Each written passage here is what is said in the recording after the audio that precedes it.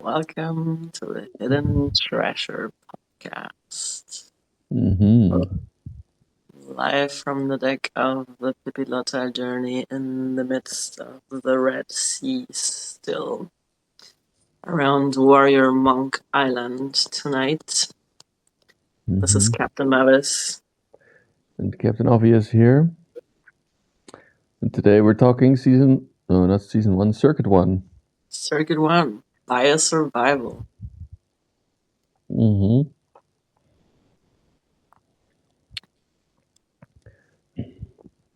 The integrity of the container for your consciousness, the vessel.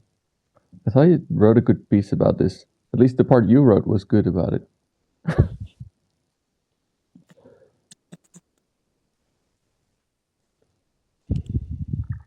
That's another topic of conversation if you can't spot what of those words are mine and what are the refined words from my robot. But Yeah, there are certain turns of phrase that are so robot coded that it's like, no, like I have an allergy to them now.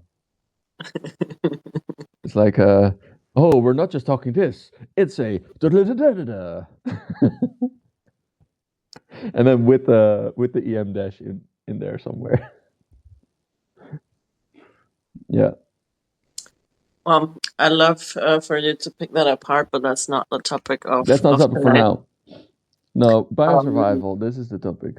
biosurvival and how the state of for Circuit 1 biosurvival kind of like colors everything of what we experience in this playground, because if we Hmm. feel safe and secure in our bodies, we can trust, we can move around, we can experience joy, wonder, awe, we have access Hmm. to relating, we have access to our rational faculties and all of the magics as well. Yeah, And when our circuit 1 gets into survival stress mode, there's like the only thing that matters is basic needs of food, shelter, safety. And I think that a lot of people are making this experience these days that our biosurvival circuit is very activated. yeah, And you're telling me that you're having a very acute experience around that. yeah. Well, yeah, and on a very pathetic micro level. But yes, it helps me to see. So I lost my phone, and the worst part of that is not that you can't scroll, but my phone doubles or doubled as my bank card and my access to my bank app. So I literally just don't have a way to reach money Hmm. until I find my phone. I've been looking and I haven't found it. And it's first it got me creative about like okay, I have a stash of food and get cooking things that I forgot about making. But eventually you just start running out. You start running too low and then soon out. Like all the easy stuff is gone, and then you have to make more difficult stuff, and eventually you're just out. And yeah. So today I went to the supermarket with just like all the little coins, like all the change coins I've just gathered and never used over the last who knows how long. Just like the pile of change next to the keys in the hallway. And the guy behind the guy counting up my purchases was very, he was understanding. He was like, I see this every day, but I had to calculate how much I had. Like I found together 15 euros. I spent 14. I was like, okay. And I noticed a little bit of being just because we're in circuit one. I felt like, okay, I'm kind of sitting with the anxiety, like tracing where it's going. It's reminding me almost of June, like the litany against fear, where it's urging you to, if you notice the fear, it's like, hey, don't let that go to waste. Trace where Where does it live? Where does it have its hooks on you? And then go there and unhook it. So I'm kind of letting this moment inform, where the anxiety has me. And it feels kind of pathetic to be so, or I'm realizing how pathetic it feels to be so dependent on a phone. Like I'm not letting that happen again. Mm.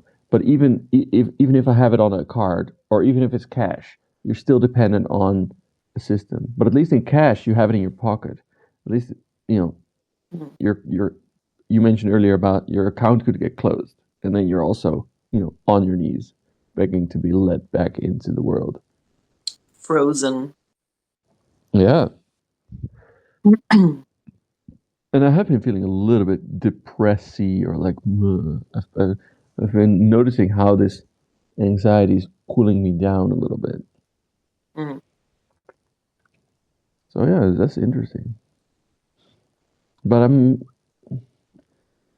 I know myself, and I do feel like there's always the cosmic joke that like yeah, this is happening because I need to learn. I need to see the lesson, and if I get the lesson, I'll find my solution as well.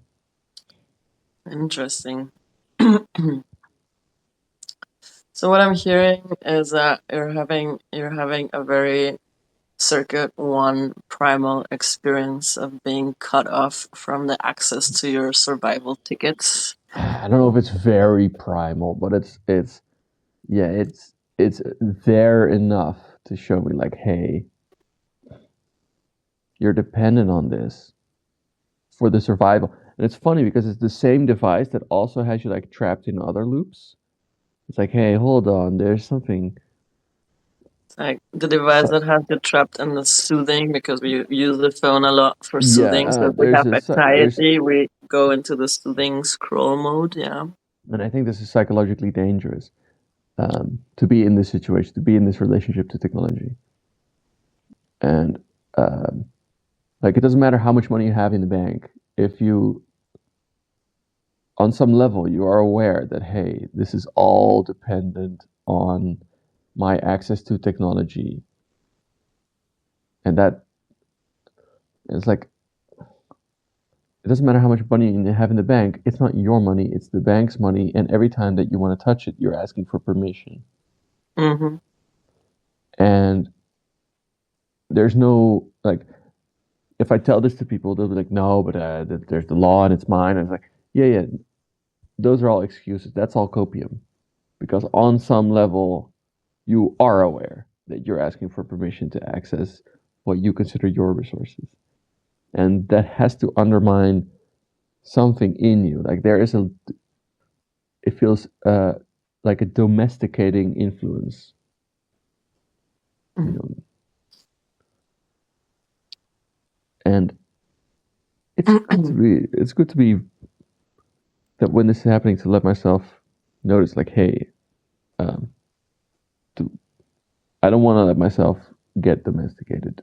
I want, or at least I want to move towards de-domestication. I want to get out of the. I want to get out of this pen. I'm curious what this does around the whole golden ticket topic, because that's also a dependency on state structures that at any time Yeah, can for decide sure. to cut you off.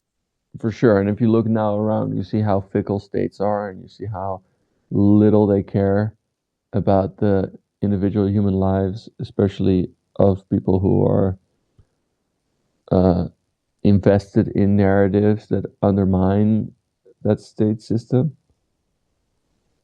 So, no, it's definitely helping to remind me of the urgency of investing my fucks, investing my time, investing my energy while I'm, still strong because time moves towards building structures that lead me to be less dependent or not dependent on that fickle system. Unhooking your biosurvival from the system. That's what I wrote in the piece today, right? Yeah, yeah, I think that's kind of a important thing, and it's not something you can do solo. No. Fully depends on community. you need a crew for that.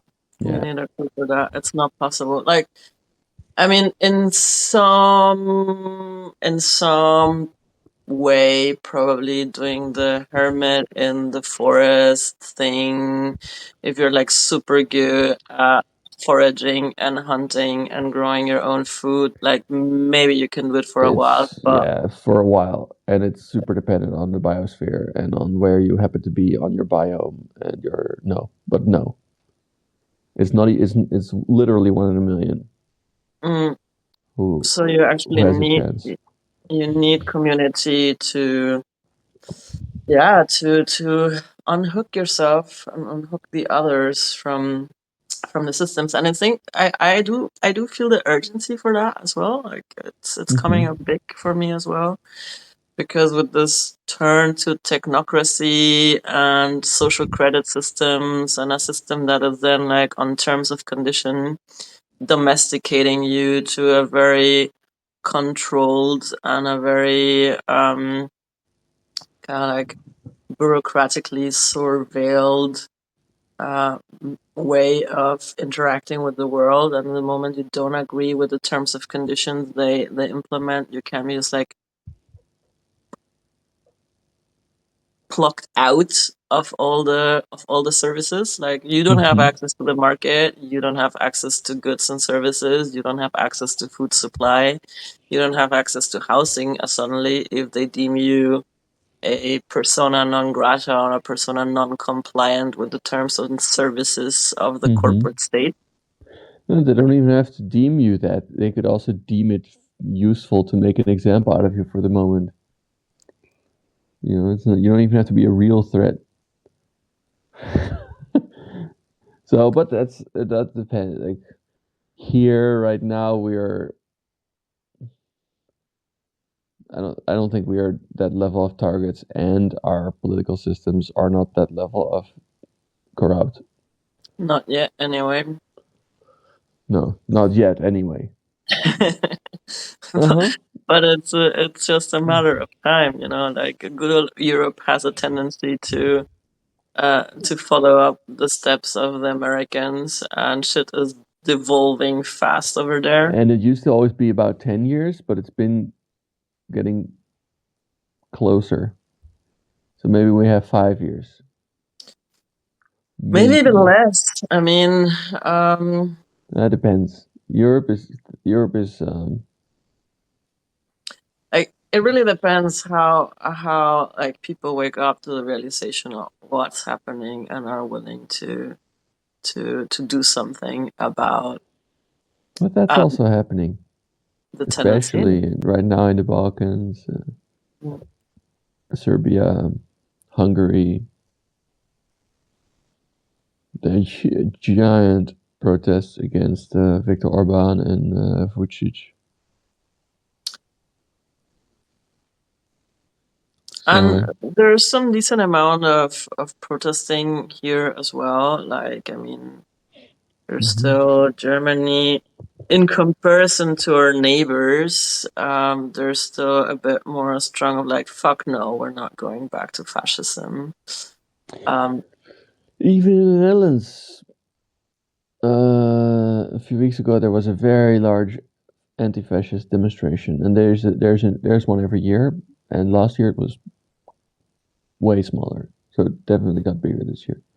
So it does seem that it's a topic that people are waking up about.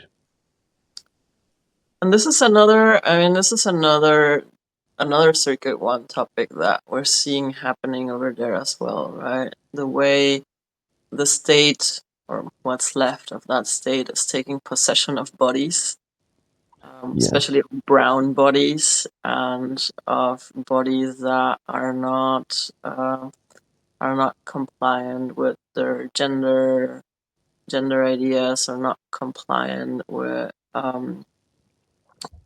certain ideologies that are being anchored more, and just the sheer demonstration of power of like, we can just seize your body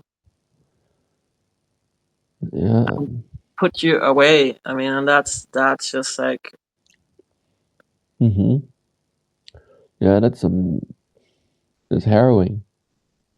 And this is just the so-called democracies. But the in Gaza, it's like, your body is in the way. We have a different plan. Level whole cities and undermine. There's no house. There is no food. There's no air to breathe. There's bombs instead coming down. So there's no, yeah, the idea that the state, you know, has has respect for your humanity is laughable, and the fact that the state um, has the power to unplug you from the banking system, even if you tell yourself that you have nothing to fear, and you tell yourself that, oh, yeah, it's like, no, we live in a democracy, and besides, my politics are well within the normal scope. Underneath there has to be an awareness that you are, yeah, like an animal in a zoo, that that we're kind of keeping our head down and staying part of the herd. And I think in that sense, it's very difficult to even be able to tell if you're authentic, if you're being yourself. Hmm. So in that sense, like for I think for psychological growth and spiritual growth, there is a ultimately a necessity to move towards, yeah, having your biosurvival be something like a communal project with people Care. who you care, who you look in the eyes, who where you have Mm. mutual accountability rather Mm. than one way accountability. And not only food system, right? Also healthcare. I was talking to Judith about that the other day. There's like in Germany, there's a mandatory healthcare system. You can't like there's a even like as a freelancer, you're like voluntarily mandatory in the healthcare system, and you pay quite a few bucks to be part of that. And it's very difficult to unhook from that system. But there is like this alternative healthcare systems that you like need to get out of the country first, and then you can join that, where it's really about a community that of people that know each other, that pay into a trust fund together, where then medical bills are remunerated from. But it is a community of bodies that actually know each other, right? This whole delegating our food supply, delegating our rent, our housing, delegating our healthcare to some like super corporate Yeah, like big abstractions. structures um, has us has us disenfranchised from community to an extent that Yeah, um, just like yeah alienates us from one yeah, another and other bodies as well, right? You live in a for city sure. and there's no need to actually get to know your neighbors. There's no need Right. You live in a to building. Like how many of the neighbors in the building do you actually know the names of? Like, do you even speak to? And a couple, but a couple, yeah, that's that's it. right. But that's it. I have the same, and it's Hey, Arby. I already. It's thinking like it's called. I feel like we need a process of emancipation to this. Yeah, like like even if there are checks and balances and legal safeguards, and division of powers to keep the state from using its power against you, that's not enough. Like we see now that that's not enough of a safeguard, and even if it was, it's there could be better scenario. at least for the in terms of feeling like you said, like you start like you if you don't feel safe, then you're collapsed back into these sort of primal need concerns and depression. Depression could be seen as just like a permanent state of freeze and inertia in the nervous system, right? Often, I often like to um, kind of bring in the metaphor of Windows safe mode, right? The system is overloaded in some way. There's a bug, and then it reboots into Windows safe mode, and you don't have access to the full system resources. You can like have enough access to go find the bug, maybe to find a way to repair. But the environment is sort of pixelated. It's not in full and not full clarity. And this Yeah. is often like how this depression or being in a frozen body feels like, that you can't move much, you can't Mm-hmm. really enjoy the environment, you can't really connect to others, and you don't have enough resources to take action onto something. And this is an experience that a lot of people share, because you can only go so long in a state of activation, of nervous system activation, of biosurvival Mm-hmm. stress, of Yeah. existential dread, when you don't have enough money and you fear that you're being thrown out from your home, and you don't know if you're gonna find another home, and where the next money for food will come from. That does something to your nervous system, and at some point it's too much tension to hold, and then you fall back into freeze, and that's basically this like Mm-hmm. also low key Yeah. or bad term depression at some point, which is not about Yeah. sadness but just a general overwhelm at the hustle of existing. And even if you do hold it, there's still just the chronic stress that is impacting your health. I'm just I do feel like I have a like I'm looking forward to a moment when I'm freer, like out of the city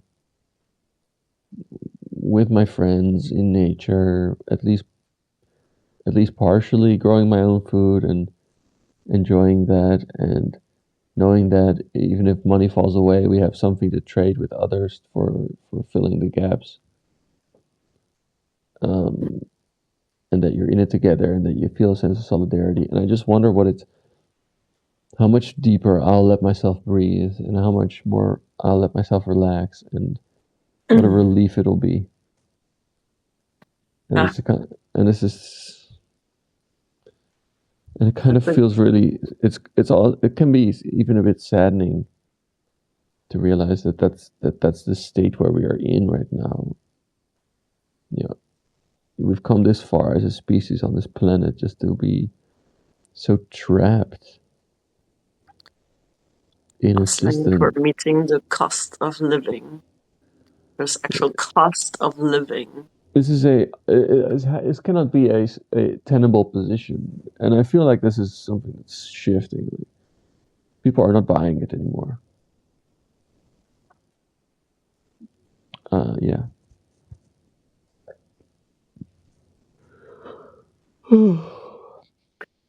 But you said a keyword that brings me back to like where I'm at with my circuit one topics, because you said something about like allowing yourself to relax and rest, right? And that's also part of the patriarchal capitalist culture internalized in my body, of like, no, like there's no time to rest. I need to keep like hustling and working and producing so I can emancipate from the system in some way and be completely self-sufficient, living off what I am gifting or what I'm offering. Um, Plus, of course, like other circuit two programs that also play part of my condition. But yeah, there has been a sense of urgency in the last years with like becoming self-employed and building something that can sustain me. in a nourishing way, or even yeah, in a regenerative way. And I'm not at that spot yet. I'm really hustling to make Mm-hmm. ends meet and cover my costs of living Mm-hmm. in that sense, while trying to remain creative and productive and offering service and having spaciousness. And often I notice that yeah, there's not enough spaciousness, and not enough spaciousness even for me and for my rest and for my slowing down, because there's like this like Yeah. I need to play the money game, and I need to keep building and keep producing marketing texts and keep producing this and that and promotion and courses and offerings and whatnot, and build bigger so that at some point it might be sustainable, let Yeah. alone actually renewable or regenerative. And this is where we come back also to the point, right? It's not sustainable as a solo venture. It's not Mm-hmm. regenerative as a solo venture. You can't like hustle as a self-employed person, and you're gonna be probably hustling and hustling and hustling, to Until you make drop. ends meet until you drop. And also there, what is needed is community, that then creates this resilience. If at some point like you can't do that, and this is something I have been, I think, another urgency when it comes to body, in that sense that I'm a middle-aged woman entering perimenopause, and there's this notion of like, I don't know how the fuck I'm gonna go through that. It's a complete rewiring of my nervous system, and there might be times where I can't be productive. There might be times where my brain is gonna sink into brain fog, and my body is just gonna need a lot of rest, and my body is not going to be able to be as productive as I am now. So I feel like a deep urgency of like, as long as my brain is still Mm-hmm. working sharply, and as long as my body is still able to hustle, able to work, that I need to build the structures that will allow me to at some point also honor the needs of rest for my body, and honor that Uh-huh. my brain might not I hear it. produce. I hear this. Yeah. Mm, Yeah, and and it's a double-edged sword, right? Because you have the anxiety or you have the survival need pressure, which then um, indeed doesn't let you relax. It doesn't let you have free space and empty time, which in a way is where the creative process happens, which is the rest space, the creative space where your true gifts emerge and um, yeah, appear and reveal themselves. mm, But in a way, the societal model, the cost of living crisis, does not really allow you to fully immerse yourself in that process because it demands that the creative process is wielded for economic reasons or is subjugated to economic needs. mm. Perhaps too soon, or in a way, it's always too soon. Like there's never because there's no time because there's always the pressure to yeah, sustain yourself or Produce something that will land in the market, instead of creating something that just comes out of like pure artistry. yeah. And I mean, it's not that it's not a bad thing for the things that you create to have value, but And I mean, I think I'm doing okay still with that edge of like being true to my creation and being true to the edge of what I'm offering, being the most Hmm. weird thing I can do. It's not really that I'm making it palatable for a big No, no, market I feel like you audience. do a good balance, and but that's making it visible. Like I admire your process, and I'm also hearing you describe the struggles and the difficulty of it. I think, yeah, this is in a way like you're the best case scenario or the best example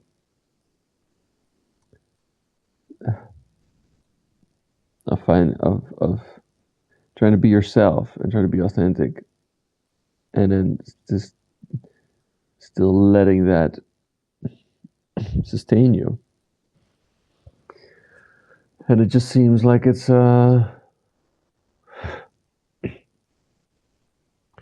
let me go. It just seems like it's like it shouldn't be so hard because the gifts that we have to bring are actually needed. Like the thing is, as human beings right now in the moment of time, like our gifts are actually needed. And if our gifts, if we don't have the time, it's like the fruit in the supermarket, right? If we don't have the time to let it ripen, if we have to yank it from the tree before it's ready because it needs to be sold now, then it's not fully, doesn't have all the nutrition that it could have. It doesn't have the full flavor that it could have. That is an aspect of it, but I think that what adds a lot of stress is just like this having to contend in a marketplace, right? Because like say like that what I'm doing and what I'm offering could be called some form of like urban shamanism, right? Mm-hmm. Like 21st century urban shamanism in some way, with its own playfulness and its own aspect. Mm-hmm. Um, not trying to bank on some like indigenous tradition, but it's still the service of tending to people's minds, people's souls, people's emotions, and Spiritual needs. supporting spiritual needs and supporting people and finding their paths. This is the role of the classic role of the shaman with whatever other techniques they would use, right? Mm-hmm. And but in those shamanic cultures, the shaman is part of a community, you know, and everybody knows who the shaman is and where they need to go to or who they need to go to, and they support that person as well. The person offers the services, and it is supported by the community as well Mm-hmm. to meet their basic needs for survival of housing and food and community, and having to sell the services in a like over busy overloaded marketplace, that requires you to do massive massive efforts of propaganda and campaigning just to being noticed, to like, hey, I'm Yeah. here, you know, like I have the services to offer, instead of like being embedded in a community that just like knows, this is a person you turn to if you need this and that and that, Yeah. um, because you have a place in a community and you have an anchor in a community, and it's so difficult to manifest here in Berlin, I feel. I mean, we're doing an attempt with the Y Radio now, Mm-hmm. of creating this kind of communities of care, and with the whole Cosmic Customer Care show, I think it's going in the right direction. Yeah. Yeah. Yeah. Of like, you know, building a community around the radio, and then the community knows who are the service providers, and then they'll come. Yeah. But it's that after being so disenfranchised and delegating all that authority over our survival needs to state structures, we need to relearn to build community and to be in community and be part of a community network. There's something about offering this. If you have to sell your uh, support, your spiritual needs support. There's also a sense that you don't really have the luxury of offering your services or offering your help to many people who might need it because it's just not like you just don't have the time. Like the people that you need to be reaching are the people who have resources, who have disposable income to dedicate to this. So in a way, you end up also in a bind where you have to kind of yeah help people optimize who are already rolling. Whereas there's also in a city like Berlin, like you, if you go outside, you meet people every day who are really going through it, who are really struggling or really suffering or lost, and you just don't have the luxury of taking care of them because there's not the infrastructure, there's not the support. I mean, imagine trying it. Even if you would try it, if you would say like, okay, I'm gonna crowdsource the people to support me in making it worth the time to go around and try to help the people who are just like raving in the street because they don't have any support. They instead end up, you know, there's whole industries that do address these people: cigarettes, alcohol, drugs, Opioids, opioids. circuit one drug. Yeah. Hmm. Mm, And in some sense, even if you were to try to help them and then try to find like crowdsourced resources to make that possible, you kind of still have to like almost exploit them and yourself to turn it into a marketable story. It's just yeah, so, it's fact. It's fact. It's really fact. Um, yeah. yeah, And, witches in late state capitalism. but in a way, I feel like yeah, that's what I I hope it's late stage capitalism. You know what I mean? Like I hope that's what it is. I hope that you can conclude that hey, on a human level, the this system and specifically this division, like this concentration of wealth, and then so many people who have just nothing, and then we who have barely anything have to appeal to the people who have something in order to get resources, and we kind of don't have the space to address the needs of the people who have nothing because they have nothing. Mm. Yeah, and because they have nothing, they can't get help, and because they can't get help, they have nothing, and it's just like they're just being left to their own devices. I mean, I'm experimenting a little bit with that on the Cosmic Customer Care format, right? The days of Hmm. the Cosmic Customer Care podcast, I offer Give What You Care sessions. And this is also based on I remember my first business coach telling me, well, like you need to charge a good amount of money, and then you can like get the people who have means to pay you that fee, and then you can also offer supports to the people that don't have as much means. Hmm. Um, and still, there's not that much. There's still not that much people coming and seeking out that service those days. Mostly because I also have not put that much effort in advertising it, but I do expect that when the Y radio goes a little bit more broader with the Cosmic Customer Care show, that there will be more requests for that, for this kind of care and support on this just give what you care basis to experiment, having Hmm. exchanges that are not bound by a capitalist logic.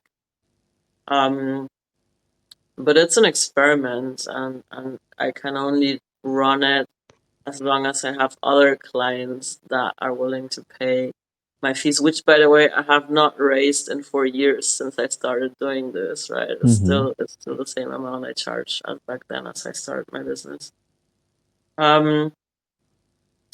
So yeah, but like what is actually coming for me up this week? What I found flabbergasting is that I did this oath, which you encouraged me to take 2 days off and not work in 2 days. And at the beginning of the week, I was feeling anxiety because it's like, oh my God, now there's so much work that I won't get done because I have 2 days off. And I have no idea what I'm going to do with my 2 days off. Like, even the stress of having to think how I will spend those 2 days off if not working was giving me like weird states in my body. Like performance anxiety about that free time. Yeah, because it's like, yeah, I don't know, like, who will I meet, or can I like such short notice find anything I actually want to do, or I have to think about what I actually want to do with my free time. It relaxed a little bit, and I was enjoying also the morning walks, which also caught on my working time because then I went out in the morning to have a walk, came back around noon to have breakfast, and then it wouldn't be until 1 to start. And then there's the cap of working time at 11 in the evening as well. So like my general working time was like reduced, and my system went into like panic. How am I going to do all the work I want to do now in so little time? This sucks. What I have done to myself. This is totally stressful. This is creating more stress and it's relieving stress. Why the fuck did I just do that? And I mean, the Beautiful. meta perspective, me is still on board with, yeah, this is gonna be good. Yeah. It's rational. You need So, to rest as well. You've been overworking. You need to slow yeah. down. It's a commitment to the slowing down. And you can It's tell gonna be from the good for your triggers that it's body. probably great. It's gonna be good for your creativity. I see the argument, right? That you need rest and you need to take a pause to actually also replenish and regenerate and be more creative and productive. And all the basic income studies also attest to that, right? Or like when they changed the working time from 5 days a week to 4 days a week, and then suddenly people just became more productive because if they have more rest and digest period and more regeneration period, they just they become more productive and they become more creative. Yeah. And then I started doing like the math of like if I still am working from 1 in the afternoon to like 11 o'clock, 5 days a week, that's still 50 hours a week. So I'm complaining that I'm not allowed to work like 70 or 80 hours a week on my project. That's insane, Mariana. That's fucking insane. You know? It is. And I know that you probably hit that 11 p.m. mark every day. There was this one evening where I went over it to like 11:30 because I still was talking to the robot about something, and I was very immersed in that conversation. But it was more of a shadow work conversation I was having, so not completely work related. But other than that, like I stayed quite true to the 11 p.m. boundary. No, what I mean is that that you're like, oh, it's 11. I have to clock out. Yeah. Yeah. Yeah. It's not that you have days where you're like 9:30, you finish. You're like, okay, yeah. But maybe you will have. Well. I mean, there was some social events also last week, like the dinner with the pirates, and stuff like that. So it was not that I was like on my screen until 11 Mhm. working. So there were other stuff happening. But Yeah. yeah, then I had this 2 days off, and I was like anxious about like, oh, there's so much happening on deck, and I can't check in, and ooh, okay, now I need to distract myself with something else. And then I actually enjoyed these 2 days. But then I woke up on Sunday, it's like, yeah, okay, war.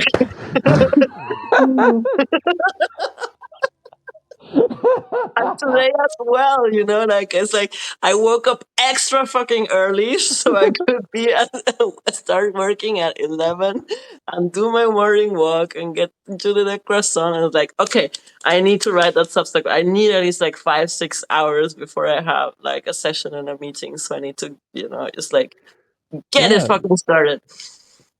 And good, it's just good. ridiculous. It's No, but that I, feels in a way that seems a little bit more like you have more of a flow of momentum and rest. So that's kind of good. I think that's a good thing. I Hey, would say, when we're talking about biosurvival and about money and anxiety and like work pressure, I have to remember, like, I don't know if I've shared this statistic with you, but for example, in the Netherlands, I don't have the German figure, but I will definitely be looking that up because it'll come in handy. Um, Basically, the income level, in the Netherlands, if we would simply, so for me, it's a big thing about how the income is divided. The, it's you know, the Netherlands is one of the richest countries in the world, and if we simply shared the entire economy equally across all inhabitants of the country, everybody could receive 6,000 euros a month. what? Yeah, but instead the median is like 2,800. And there's so many people who don't make anything close to that. Mm.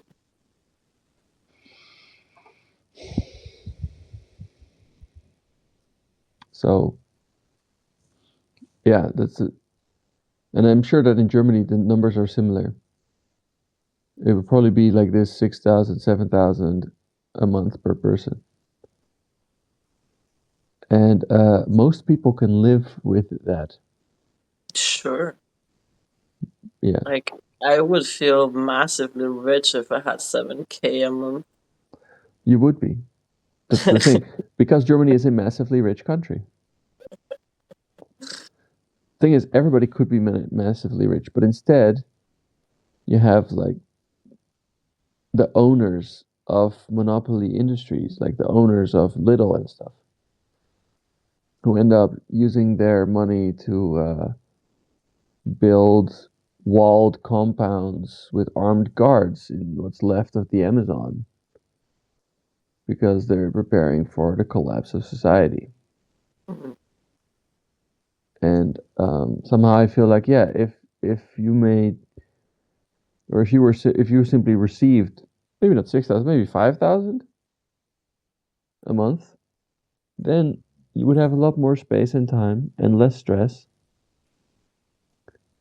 to really get to the heart of what it is that you have to give to the world. Mm. Sure.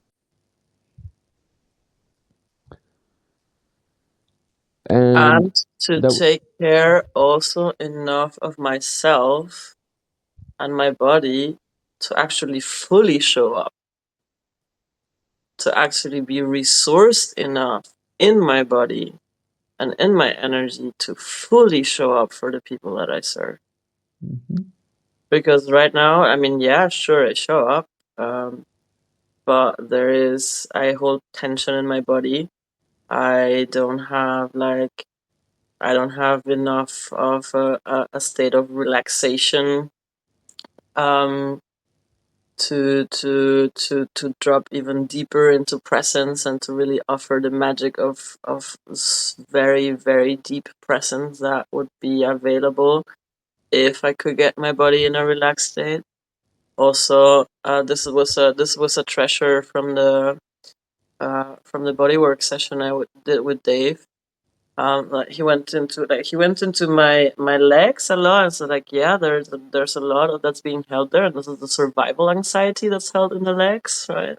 mhm, But then he went into my shoulders, and he said like, man, I mean, your shoulders are massive tense, and they protect your heart. They pants. It's a panzer around the heart space as well, mhm, the upper body. So if I could have the spaciousness to tend to my body um, more deeply and create that level of relaxation because I'm not hustling for survival, I could drop deeper into presence. I could open my heart much wider, and the medicine I would have to give would be so much more potent than what I can offer now because my body is still holding on to a lot of tension of the internalized hustle culture that I yeah Yeah. that I'm forced in a way to practice. Hmm. And Not in a way. well, and this goes now into more circuit two territory.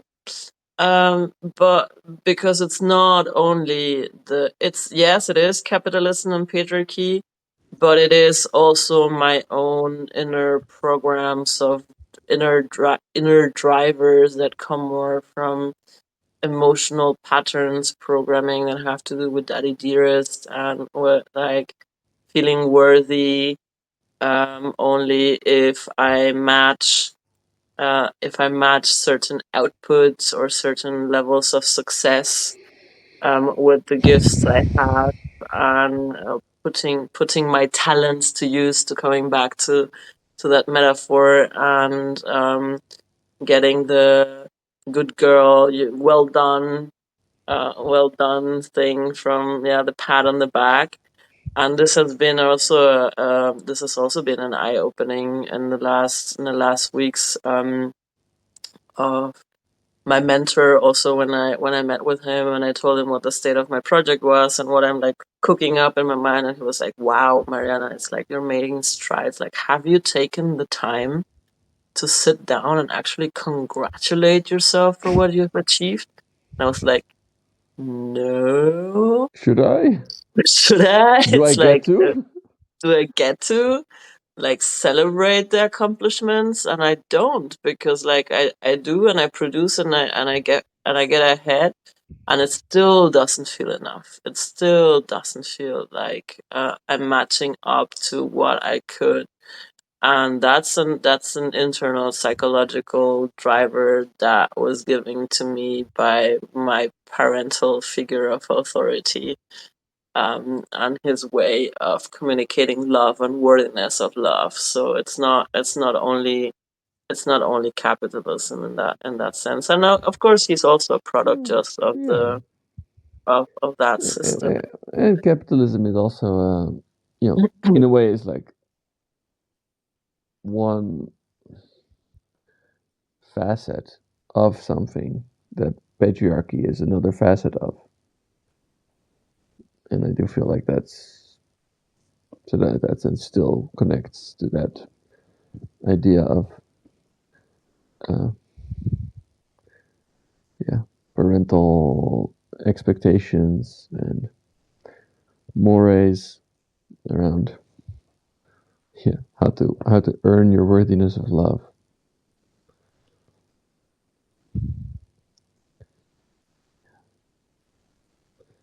Yeah, I think capitalism is also more than an ideology. It's also a form in which some pattern expresses itself. Mm.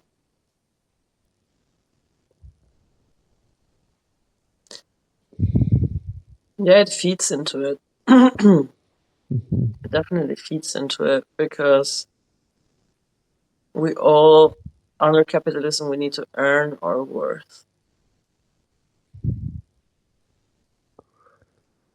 Not only the cost of living, but only also earn worth and produce value all the time. Well, and but the value is extracted by the owners of the thing, owner of your building, owner of, your the platform for which you perform unpaid labor, like doing here. For Substack. Hmm. Yeah, we're providing unpaid labor for Substack right now, and usually the owners to whom this, like who we pay them. That if you don't own anything, then you have to perform something in order to prove your worth and your value and your the fact that you're worth surviving. But if you own stuff, then your worth is implicit. Then And your you worth is own assumed. mm, mm, assumed Yeah, it was like tied to status, right? yeah. So again, another circuit two topic. And this status comes with having a much more, in a way, you are the recipient of income without working.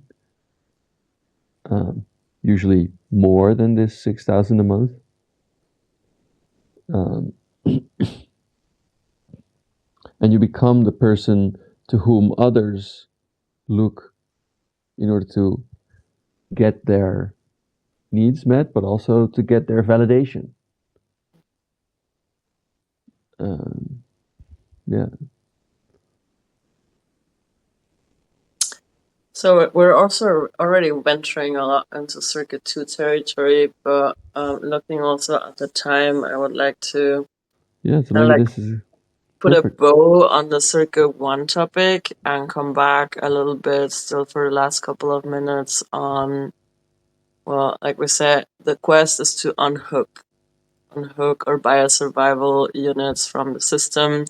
And we said Yeah. that one way to do that is to return to community, build networks of resilience, start growing your own food, and that's like the thing you can do in community. Mm-hmm. Um, and regarding food sources and housing and healthcare as well, like organize healthcare Yeah. within your community. But let's talk about the body itself. Yeah. How do we unhook our bodies from the machine and from the system? Yeah. Good point. So the word that's bubbling for me under the surface here is sovereignty. Mm, And indeed, once we so you need to be fit. You need to cultivate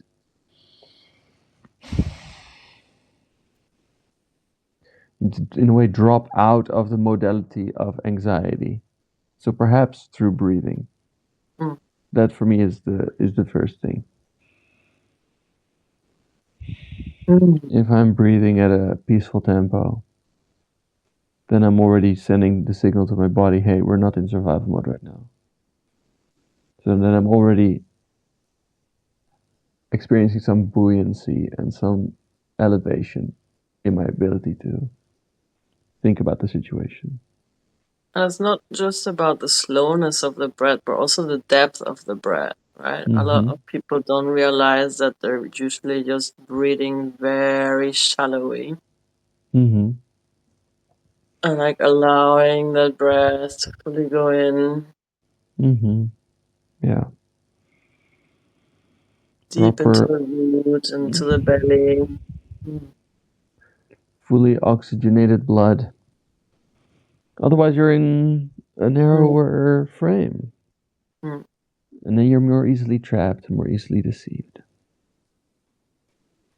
Hijacked. Yes. Hijacked.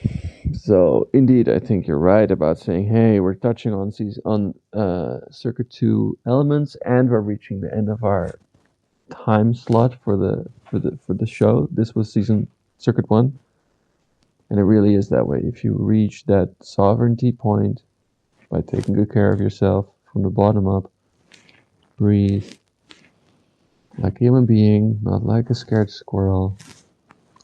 Drink water, eat food, eat nice food, sleep well." Processed food.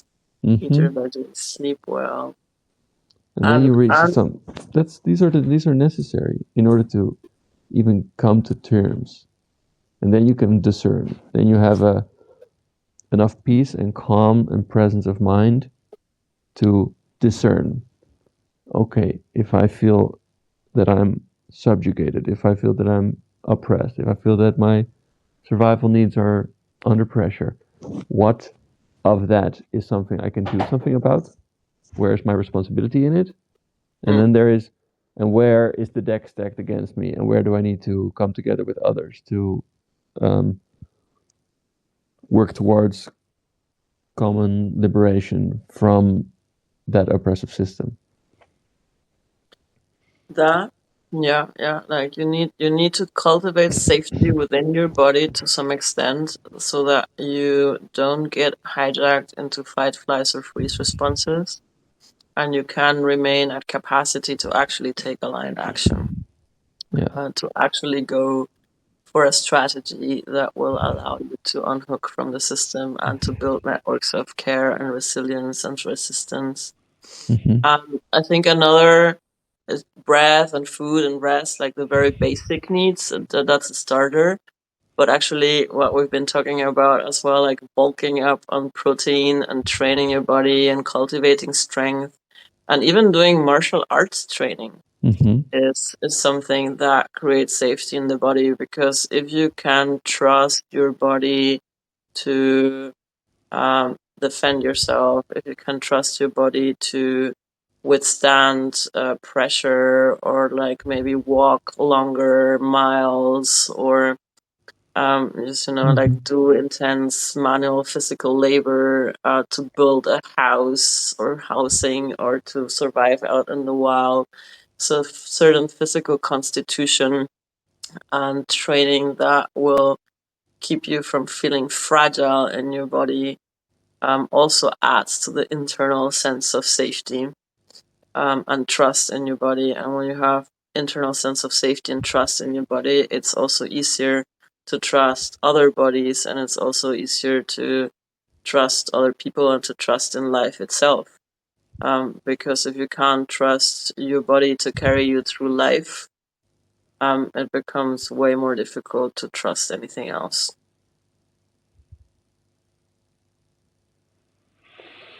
Yeah, like you said, strategy.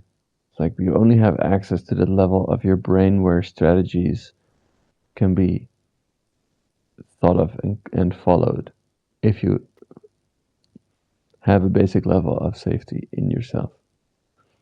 To make this more plastic, right? Like if you're facing, say, like how the biosurvival circuit was wired, right? You're facing a tiger, and then your system activates fight flight responses, activates adrenaline, and you're not gonna stop to use your rational mind and your prefrontal cortex to calculate how fast this tiger can go, how much you need to accelerate in order to get away from the tiger while sustaining energy. You're just gonna fucking run, and all the resources of your body are going to be pumped into this biosurvival response of running, and there's not enough capacity of energy in your prefrontal cortex to do any thinking or calculating. Hmm. So this is the same thing that happens still, like in our situation, when our body gets activated into biosurvival anxiety, when you have a shortage of money, for example, or when you living your apartment is threatened, or you're being threatened to be evicted or something like that, or your rent is due and you cannot pay, then your body also goes into biosurvival anxiety, Yeah. and the resources of your prefrontal cortex, your thinking mind, your rational mind, that is necessary for executive functioning and is necessary for strategizing Just and aren't problem there. Yeah, solving, you're in stress it's not then, and you get it's not depressed. it's not actionable. And as well, and that's where I think it gets like very systematic, right? Higher functions, even, like, let alone this rationality, but like the um prefrontal cortex, or the prefrontal cortex that is necessary for interhuman relationships and forming communities, and actually creating bonds and lasting bonds and collaboration and cooperation, are also not available if you are in biosurvival. So if you keep people in biosurvival stress all the time by creating scarcity and by increasing the cost of living, then you prevent people as well from organizing communities, from coordinating, from collaborating, and creating any Yeah, good meaningful way of point. assistance. Yeah, the precarity is a strategy for keeping us. divided and conquered, and to keep us alienated from each other in order to keep us beholden to that system. Good point. But if they press too hard and then your survival is really in check, then people come together again and start to find ways to do mutual aid and figure it out together again. So So it's it's a just like they keep you at enough survival level so that you're like, oh yeah, I can survive with this. It's okay. It's like I'm sort of yeah, edging it, but no need to actually organize and change something about it yeah. because we're just like, yeah, we're So that's meeting why, somehow. and in a way, that's why I don't think that they'll cut us off because in a way they need us. So yeah, the comfort, the comfort. This is the comfort that kills.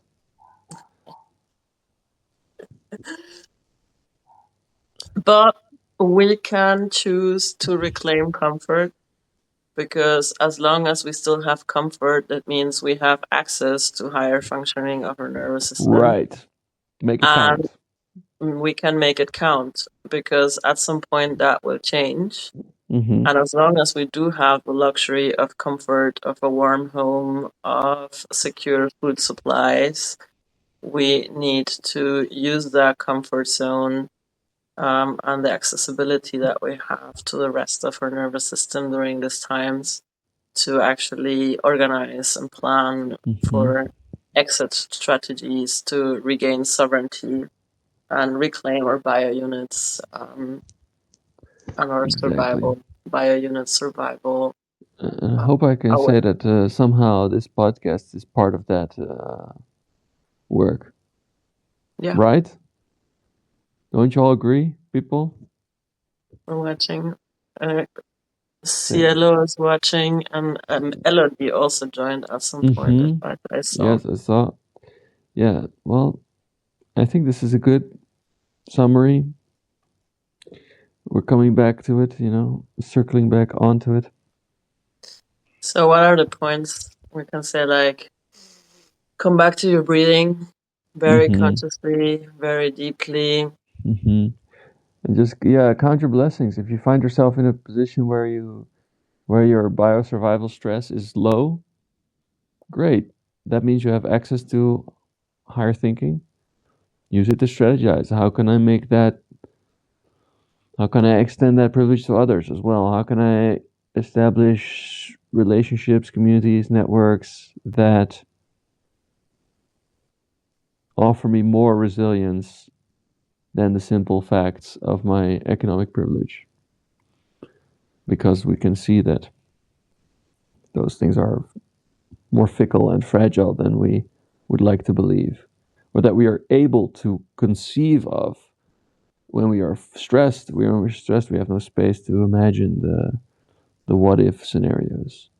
Mm. So Or if you to dare uh, also consider, like, even if you could imagine, but you don't have enough resources to actually consider or dare venturing out. And this is like also one of the lines I wrote, right? The system doesn't need to chase you, it just needs you to believe that you won't be safe outside of the system, right? And that is your really, best bet. that it's your best bet. So you don't spend any resources at all just by the fact that you're kept in this loop to explore other avenues and how to build Mm-hmm. resilience Yeah, outside of the system. yeah, yeah. So there's this. We have the responsibility to envision ways to have autonomy and sovereignty. But for that, we are really, really going into circuit two. Yeah, the Um, emotional sovereignty, but it starts with bodily sovereignty and becoming more conscious and caring of your physical needs so that your body can be in a state of regulation and can thrive and can also And this is something very beautiful. I think you were not around for the share of Mike LeBeau yesterday, or were you? I was. Yeah, yeah, that was a beautiful arc, right? It started the week in a very deep state of bio survival, anxiety, and tension, and then by the end of the week, through the work he did, he managed to get into a state where he could go to a protest and actually transmit safety, like show up in a way of embodied anchoring that then also creates safety for the bodies around you. So Yeah. that's also a privilege. If you can cultivate safety in your body, you can extend that safety also by transmission to other bodies that are in some sort of survival anxiety. Yeah. Yeah. That's really a gift.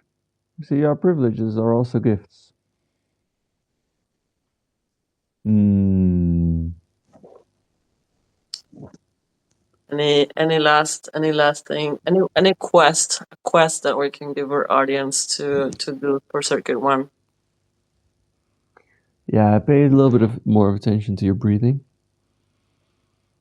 and see if you can catch yourself. So until next week, let's see if you can catch yourself in a moment where you're not where you notice that you're not breathing because there's some kind of a stressor. And then just remind yourself to breathe even though you feel stress. Exhale and see if that changes anything. See if just the awareness can change. Mm,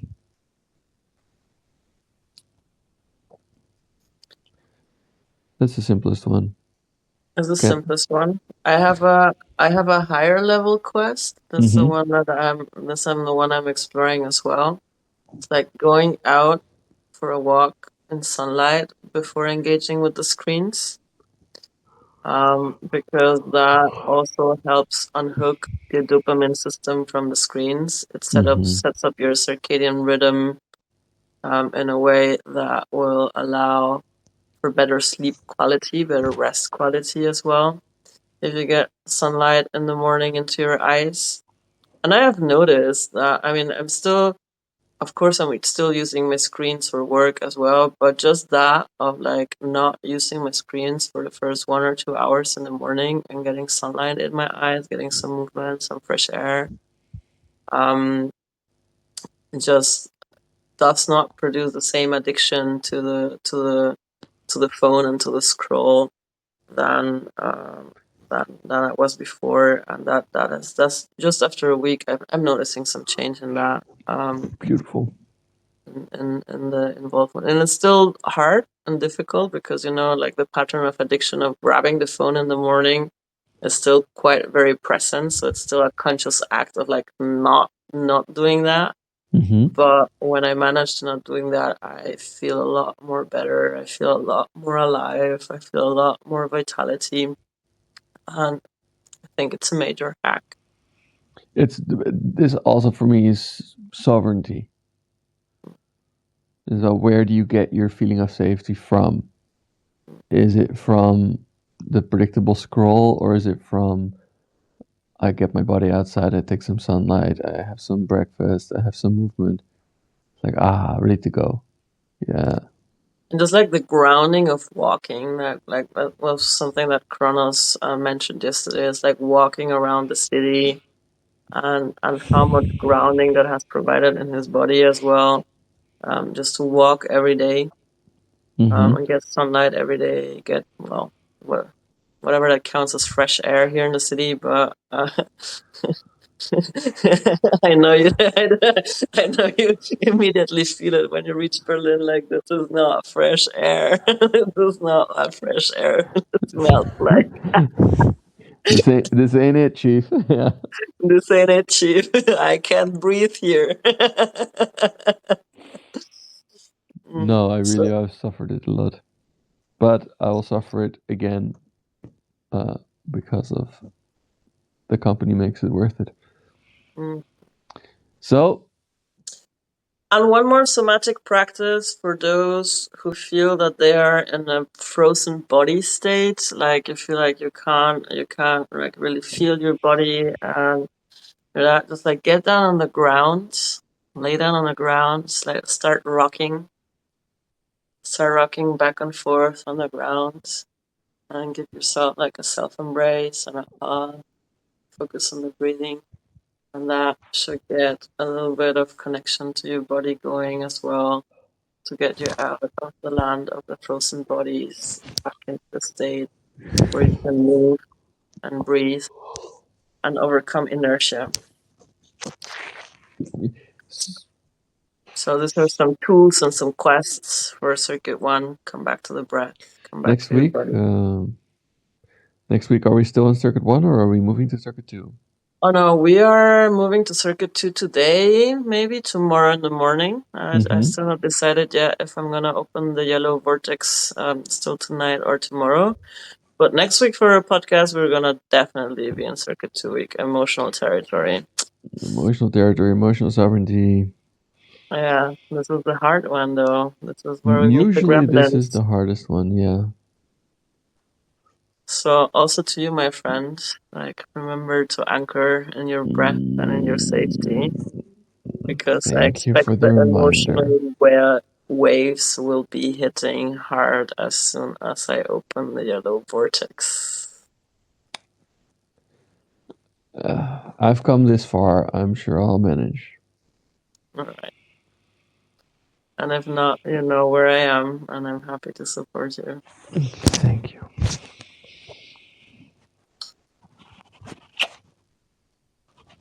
Good night. Good night.